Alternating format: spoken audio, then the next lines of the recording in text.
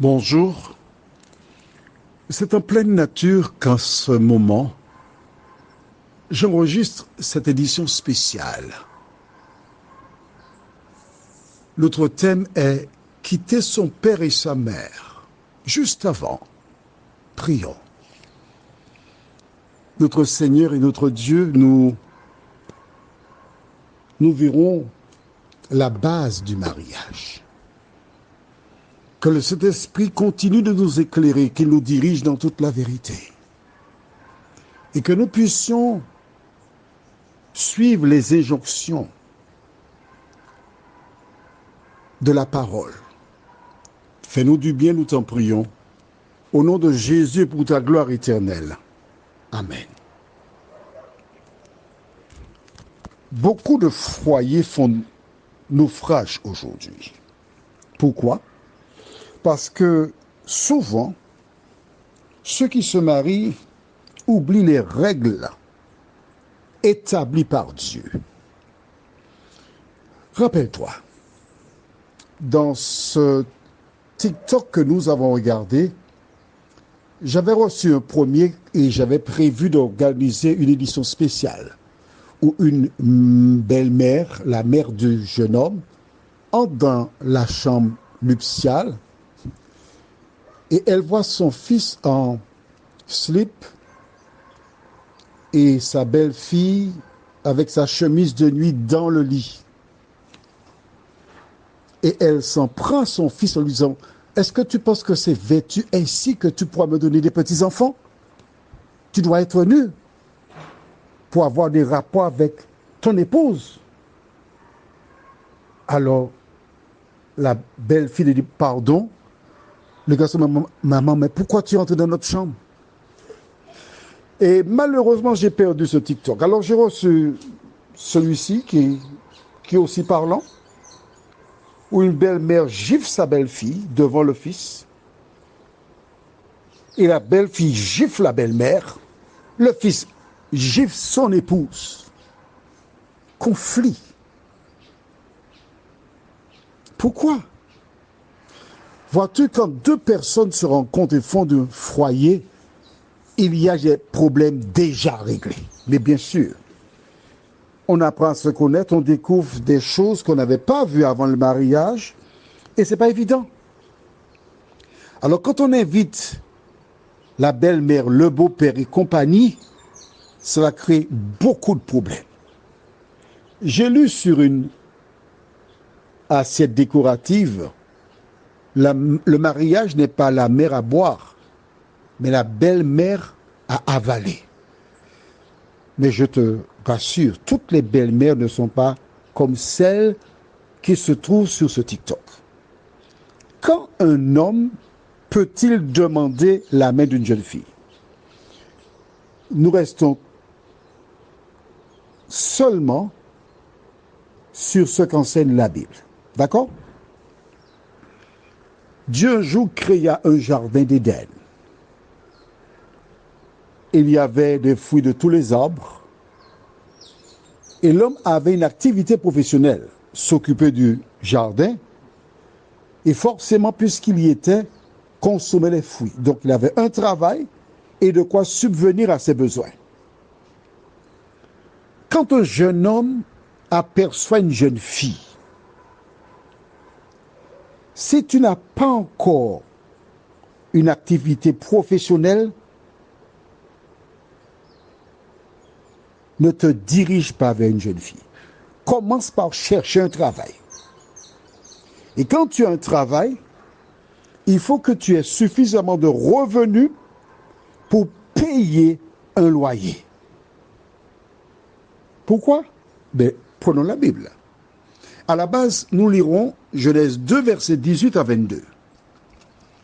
L'Éternel Dieu dit, « Il n'est pas bon que l'homme soit seul, je lui ferai une aide semblable à lui. » L'Éternel Dieu forma de la terre tous les animaux des champs et tous les oiseaux du ciel, et il les fit venir vers l'homme, pour voir comment il les appellerait, et afin que tout être vivant porte le nom que lui donnerait l'homme. Et l'homme donna des noms à tout le bétail, aux oiseaux du ciel et à tous les animaux des champs. Mais pour l'homme, il ne trouva point d'aide semblable à lui. Alors l'Éternel Dieu fit tomber un profond sommeil sur l'homme, qui s'endormit. Il prit une de ses côtes et referma la chair à sa place.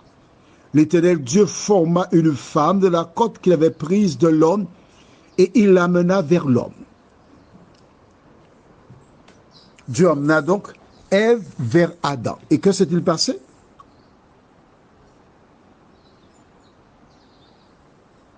Nous allons jusqu'au verset 24. Et l'homme dit, voici cette fois celle qui est os de mes os et chair de ma chair. On l'appellera femme parce qu'elle a été prise de l'homme. Le verset 24, c'est la base du mariage. C'est pourquoi l'homme quittera son père et sa mère et s'attachera à sa femme et ils deviendront une seule chair. Le premier mariage. Comment cela s'est-il passé? C'est pourquoi l'homme quittera son père et sa mère et s'attachera à sa femme et les deux deviendront une seule chair. Qu'est-ce que cela veut dire concrètement? Si tu n'as pas les moyens pour payer un loyer, tu ne dois pas épouser une jeune femme. Tu ne dois pas lui demander sa main. Et les parents qui sont responsables, qui connaissent la Bible, doivent dire à ce jeune homme, mon ami, va chercher un emploi, afin d'être en mesure de fonder une famille. Par le passé aux Antilles, quand un jeune homme allait demander la main d'une jeune fille, le père de cette dernière lui posait une question. Souvent, il ne savait pas s'exprimer en français. Il disait, est-ce que tu as déjà une maison? Et si la réponse était non, il disait alors, va faire une maison. Et quand tu auras fait la maison, reviens me voir. Et presque tous les couples, je dis bien presque tous les couples qui se mariaient, il y avait une maison faite. La jeune femme, l'épouse, allait dans une maison que l'homme devait faire. Et je trouve ça magnifique. Pourquoi? Parce que les anciens, même s'ils n'avaient pas toute la connaissance que nous avons aujourd'hui, savaient qu'il fallait sécuriser une jeune femme avant qu'elle soit épousée.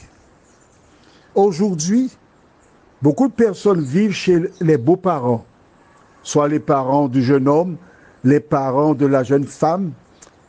Cela ne contribue pas au bonheur du couple. Parce que le père du jeune homme ou la mère du jeune homme veut donner des conseils selon eux, oubliant que cette jeune femme, c'est une personne différente. Et on ne peut pas demander à cette jeune femme de penser et d'agir comme ses beaux-parents. Et ce qui est vrai pour la jeune femme l'est aussi pour le jeune homme.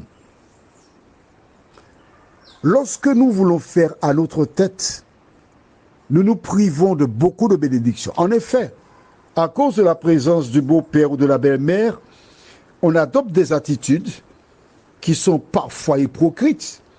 Et quand ces personnes décèdent, on découvre que depuis la mort de ma mère, il a totalement changé. Je ne le comprends plus. Mais normal, il était logé gratuitement. Il veillait à respecter les normes pour faire de l'économie. Mais quand tu fais de l'économie ainsi, tu t'appauvris.